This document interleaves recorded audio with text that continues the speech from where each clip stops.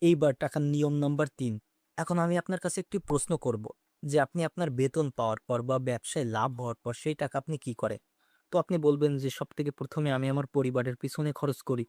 বিদ্যুৎ বিল পরিশোধ করি, ছেলেমেয়েদের স্কুল কলেজের ফিস পরিশোধ করি, নিজেদের খাবার জন্য তরি-তরকারি কিনি। আর অল্প কিছু টাকা যা হাতে বেঁচে থাকে তা দিয়ে মোবাইল ফোনের bill, internet bill, credit card bill আরো ইত্যাদি ছোট, ছোট জায়গায় খরচ করি। এর মানে হলো আপনি আপনার বেতন আসার পর বা ব্যবসায় লাভ হওয়ার পর সবথেকে ১ম এ আপনি আপনার মাসিক জীবিকা নির্ধারণের জন্য যাবতীয় টাকা খরচ করেন।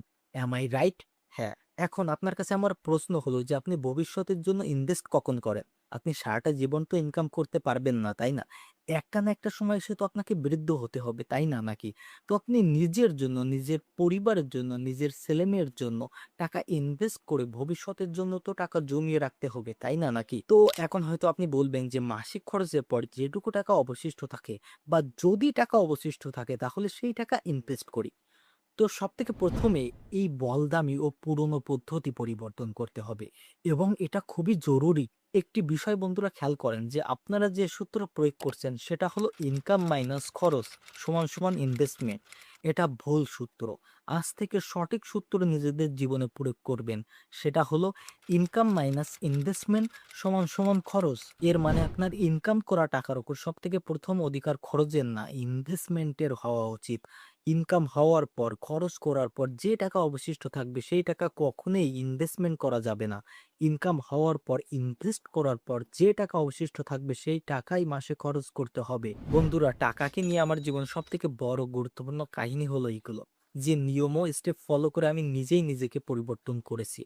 আমি টাকার সঠিক নিয়ম শিখেছি ওয়ারেন বাফিয়ের কাছ থেকে। তিনি বলতেন, খরচ করার পর অবশিষ্ট টাকা কখনোই ইনভেস্ট করবেন না। ইনভেস্ট করার পর অবশিষ্ট টাকা খরচ করবেন। আপনি আপনার হিসাবে একটি পার্সেন্টেজ ঠিক করুন যে আপনার বেতনের কত পার্সেন্ট টাকা আপনি ইনভেস্ট করবেন। সেটা আপনি ফিক্সড করে ফেলেন। সবসময় মনে রাখবেন ইনভেস্টমেন্টের অ্যামাউন্ট গুরুত্বপূর্ণ না, আপনি কত পার্সেন্টেজ ইনভেস্ট করছেন সেইটা গুরুত্বপূর্ণ। আপনি ইনকাম করার পর বা বেতন পাওয়ার পর বা যেকোনো ব্যবসায় লাভ করার পর যখনই আপনার হাতে টাকা আসবে তখনই আপনি একটা পার্সেন্টেজ আলাদা করে ওই পার্সেন্টেজের টাকা ইনভেস্ট করে দেন। আর আস্তে, আস্তে ধীরে, ধীরে বছর ধরে ওই পার্সেন্টেজ বাড়াতে থাকুন। আপনি ১ম এ ১০% দিয়ে শুরু করেন আর শেষমেশ ৫০% পর্যন্ত যান। আপনার ইনকামের ৫০% টাকা ইনভেস্ট করার চেষ্টা করুন।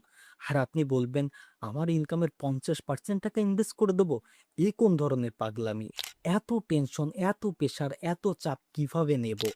তাহলে থাকবেই বা কয় টাকা খরচ করার জন্য? আরে বন্ধু, আজকেই ৫০% ইনভেস্ট করতে বলছি না তো, আস্তে, আস্তে ধীরে, ধীরে বাড়াতে বলছি।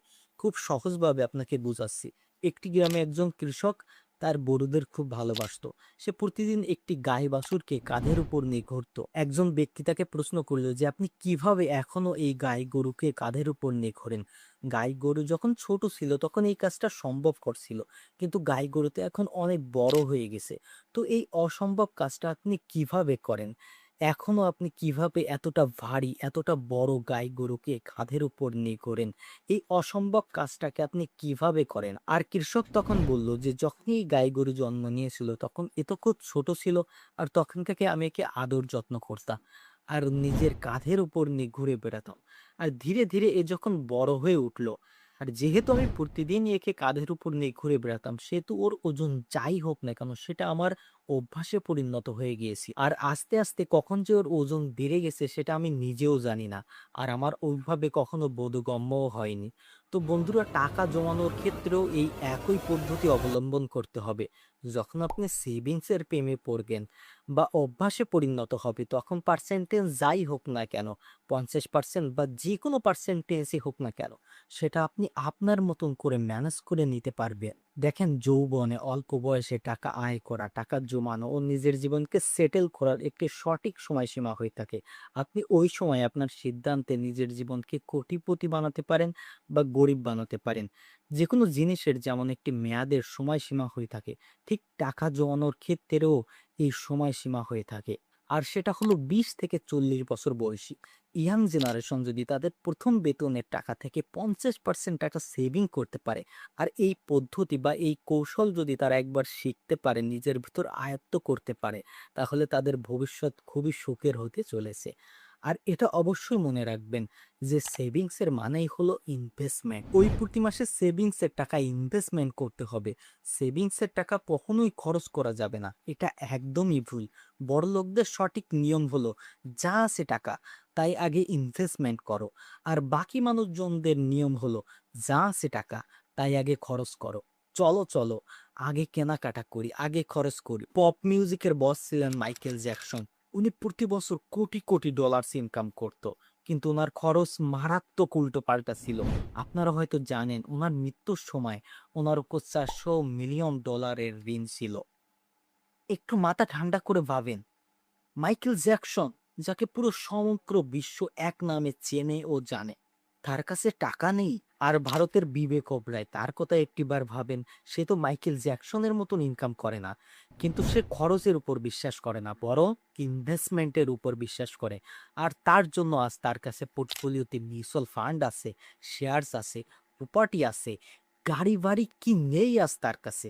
ইনভেস্টমেন্ট বাক্যটি শুনে যদি আপনার মনের ভিতর ভয় লাগে, তাহলে আপনি এই পৃথিবীতে একা নন, বরং এই পৃথিবীর 70% মানুষ আপনার সঙ্গে রয়েছে এবং দিনকে দিন এই সংখ্যা আরো বৃদ্ধি পাচ্ছে।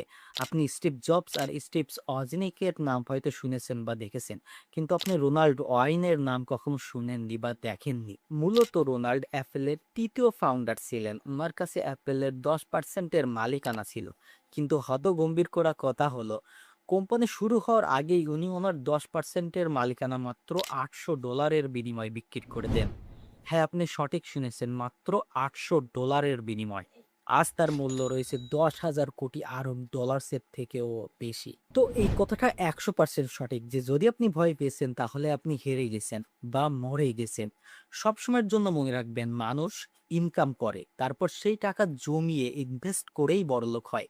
অ্যালবার্ট আইনস্টাইন বলতেন যে এই চক্রবৃত্ত পৃথিবীর অষ্টম আজব জিনিস হলো যে একে বোঝে ও আয়ত্ত করে সেখানে প্রচুর আয় করে, আর যে একে বোঝে না সে শুধুমাত্র ব্যয় করেই চলে যায়। বন্ধুরা, এই ছিল আজকে টাকার 3টি নিয়ম। এই 3টি নিয়ম যদি আপনি আপনার জীবনে সঠিকভাবে প্রয়োগ করতে পারেন তাহলে আপনার ফিনান্সিয়াল ব্যবস্থা অনেকটাই ভালো হতে পারে।